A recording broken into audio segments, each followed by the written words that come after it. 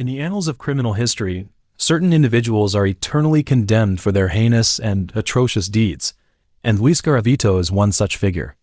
Known as the Beast, he is Colombia's most infamous serial killer and one of the most brutal child murderers in modern crime history. During the 1980s and 1990s, he preyed on the most vulnerable in society, poor and homeless children, committing hundreds of murders. He not only killed these young victims but also subjected them to prolonged torture and sexual abuse. When many of the victims were found, they showed clear signs of extreme suffering, painting a horrifying and chilling picture that continues to haunt those who learn of his crimes. On January 25, 1957, Garavito was born in Genova, Quindio, a small town in Colombia. Despite its beautiful natural surroundings, the town suffered from severe economic and social underdevelopment, lacking basic education and healthcare resources. This meant the local security situation was dire, with high crime rates, leaving residents living in constant fear and insecurity. Garavito's family was really poor, and he and his siblings grew up not only neglected but also frequently abused. His dad was violent and harsh, and his mom, though gentle, couldn't protect the kids from their dad's brutality because she couldn't say much in the household. She herself was often abused by her husband. Garavito was a victim of bullying at school as well. Because he wore glasses, he was often teased and bullied by his classmates. During breaks, he would hide alone in quiet corners, too scared to talk to anyone, leaving him lonely. By the time he got to 5th grade, his dad made him stop going to school and get a job, and he wasn't allowed to make friends or even talk to girls. A year later, Garavito's father took him to get vaccinated, but this experience turned into a nightmare. There, he was sexually assaulted by a pharmacist who was not only their neighbor but also a devout religious figure closely connected to his father. It is said that the pharmacist subjected him to cruel abuse, including biting and cutting him. After this incident, Garavito's personality changed drastically. He became extremely withdrawn and developed a violent temper, even killed and dissected 2 small birds and started acting inappropriately with his younger brothers and sisters. In 1971, Garavito's family moved to Trujillo, an unremarkable small town, but life there did not bring him peace. Shortly after arriving, a neighbor, under the guise of showing him heterosexual pornography, mocked his aversion to such content and even physically assaulted and sexually abused him. This traumatic experience led Garavito to turn to alcohol, which he was introduced to through his family. Over time, he became deeply addicted, and alcoholism became an inescapable vice in his life. In 1972, he officially began his criminal activities. He first attempted to date a local woman but was rejected. A few days later, he was kicked out of his home by his mother after trying to sodomize a 5-year-old boy. A year later, at the Bogotá train station, he attempted to assault a 6-year-old boy. The boy's screams attracted passersby, and Garavito was arrested on the spot. When the police questioned him, he said he just wanted to gently molest the child, not sexually assault him. His dad later told him off, saying that he should have targeted women instead of men. Things got so bad between him and his family that he was disowned for his homosexual actions and cut off from his family. After that, Garavito's life was pretty rocky. He started off working as an assistant at a foundation and then got a job at a retail chain where he studied marketing. But he lost the job in the end because he got into a lot of physical fights with customers, colleagues, and his boss.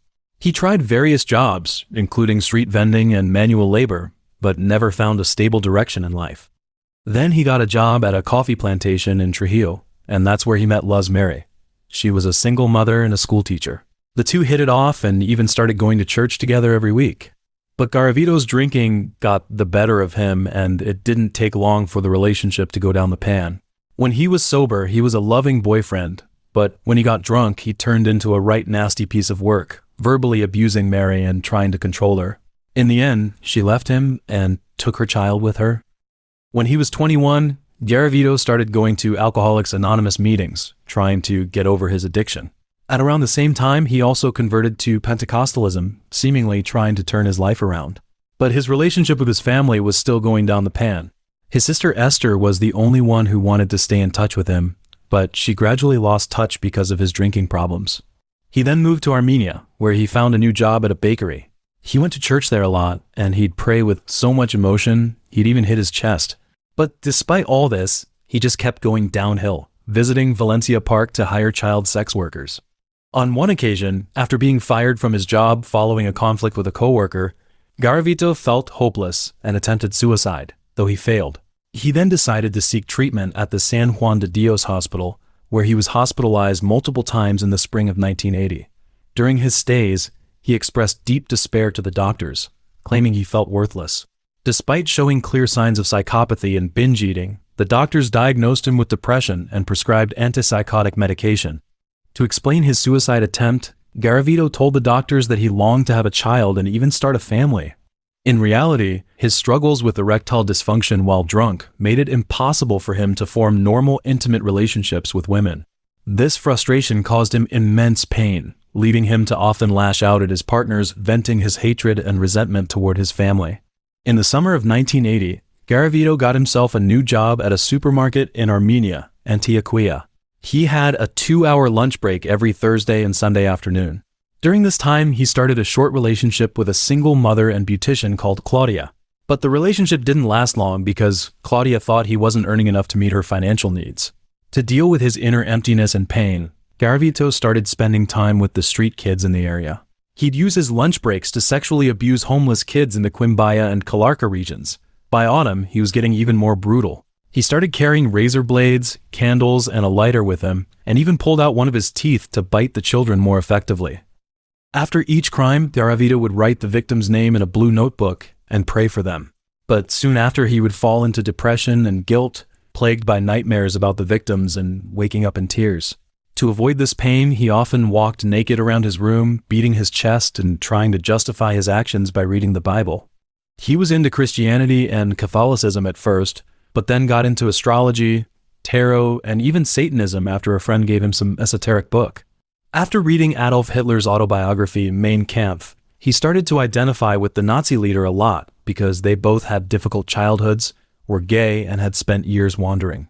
He got really into Hitler and the mass graves of the Holocaust, even telling investigators that he admired concentration camps. On the 25th of January 1984, Garavito turned 27 and was admitted to a psychiatric hospital after suffering a mental breakdown. He spent 33 days there, and the doctors gave him antipsychotic medication and recommended psychotherapy for depression. But after being discharged on the 28th of February, he ignored the medical advice and fled to Pereira in the Risaralda department. There, he molested 2 kids and sent their photos to his sister. When the police revealed who he was, he quickly fled the city, taking tools like scalpels, candles, and razor blades with him. By this time, he had sexually assaulted over 100 children. During this time, Garavito became obsessed with a terrorist who claimed to be a Vietnam War veteran and had murdered his mother and several others at a restaurant in Bogotá in December 1986. Garavito was jealous of the attention the terrorist got from the media and even fantasized about doing the same. He dreamed of getting a machine gun and killing his dad and family before taking his own life. Around the same time, he began a relationship with a single mother named Graciela Zabaleta, who lived near a local mental health center. Attracted by his confidence, she allowed him to move in with her on the condition that he provide meals and help pay household bills. Although Garavito took on a fatherly role in the family, his alcoholism led to scandals and antisocial behavior, which unsettled Graciela. Eventually, she ended the relationship. From 1988, Garavito started keeping a record of his sexual assaults and storing the trophies from his victims in black fabric suitcases that he kept at the homes of several women. These suitcases would later become really important evidence in uncovering his murders. It's thought that between 1980 and 1992, he raped and tortured at least 200 teenagers. On October 1st, 1992, he attempted to commit his first murder. This time, he targeted a young boy selling candy and cigars on the street. While drunk, he lured the boy to the Melia Hotel district in Bolivar, Colombia, planning to take him into the woods to carry out his crime. However, local police interrupted his plans, beating him and even shooting him in the head with a revolver. They also stole 1,000 pesos, a watch, and a ring from him. On October 4th, he spotted 13-year-old Juan Carlos near a market. Already drunk, Garavito followed the boy, stopping at a store to buy a rope and a knife. He then lured Carlos away with the promise of 1,000 pesos, leading him to a bush near the local railway. There, Garavito knocked out Carlos's front teeth with his fists and used the knife to slash his throat, stomach, and genitals. On the 10th of October, he went to Trujillo to see his sister Esther. While they were drinking a bottle of brandy together, a 12-year-old boy called John Alexander Pinaranda walked past the door. For some reason, Garavito suddenly got super angry. He smashed the bottle, grabbed the boy, and brutally murdered him. After that, he went on a crime spree and started collecting victims' toes as trophies. Then, in 1993, Garavito upped his game. He tricked 8 kids aged 9 to 11 out of a local school into going with him to a wooded area so he could carry out his crimes. He then went on to murder 2 more children in the Maizen neighborhood before continuing his spree in Tuluá, Pereira, and Quimbaya. He ended his 1993 crime wave with the murder of 13-year-old Mauricio Manigdero Medioletters. Back in 1994, he tricked a 12-year-old boy from Bogotá into getting on a bus. He gave the boy some brandy, then stripped him, tied him up in a hidden valley, and got ready to attack him. But then he caught a bad smell, and when he looked around, he saw a nearby cemetery. Possibly because he was scared or superstitious, he let the boy go. Instead of running away, the boy grabbed Garavito's knife and cut the tendons in his left hand. But in the end, Garavito overpowered the boy and killed him. On the 4th of February, he tricked 13-year-old Jaime Andres Gonzalez into going with him from Bolivar Square to a sugarcane field. That night, after being kicked out of a bar for complaining about the food, he took out his anger on Gonzalez, molesting and murdering the poor kid. During the crime, he found a big cross and got a bit crazy for a moment, hearing a voice telling him off. He buried the knife and prayed for forgiveness, but later retrieved it and went back to his hotel room, where he recited verses from Psalm 57 until dawn. Garavito's main victims were boys, but the local media also reported cases of him assaulting and murdering female victims. As well as the first 172 murders he was charged with, he admitted to 28 more in 2003, 5 of which involved adult victims. In June 1996, he got back in touch with his ex, Mary. He told her he'd lost his temp job selling air fresheners and asked if she would let him stay in exchange for some food and money. She was worried about his drinking and violent temper, but she still let him stay for a while. 2 months later, he broke his leg in the Guacamayas neighborhood of Bogotá and again asked Mary to let him stay. With crutches, a neck brace, and a cast, he begged on the streets and lived in Mary's home for 2 months. During this time, Garavito helped Mary's family by paying for meals and other expenses. But he did have a run-in with Mary's 15-year-old son once over the TV news. Eventually, Mary had enough and kicked him out, damaging a gold chain she had given him. Then, that same Christmas, Mary got a gift from a friend, and Garavito got really angry. He called her in a drunken rage, claiming he didn't like those guys visiting and accusing them of stealing her generosity. After being told he wasn't welcome anymore, Garavito showed up at Mary's home the next morning, shouting obscenities and threatening her. He even grabbed her by the throat, forcing Mary and her family to flee to a neighbor's house. Then, hours later, he left a letter saying sorry and asking for forgiveness for the harm he had caused their family. By the end of his criminal career, he had become a homeless drifter, wandering through western Colombia.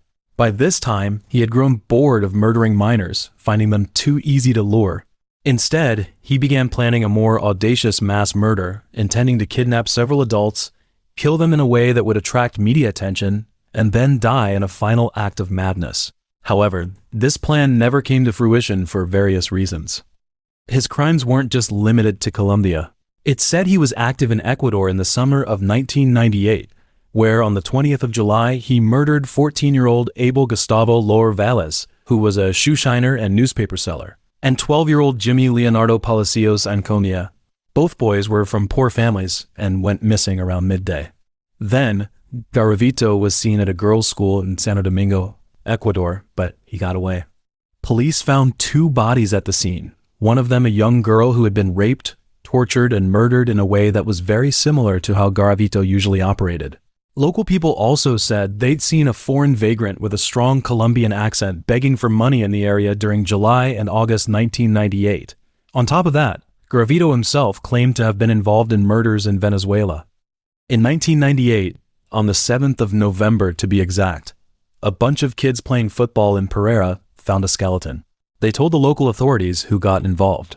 By November 15th, the police had found a pit with the remains of 36 children in Risaralda department.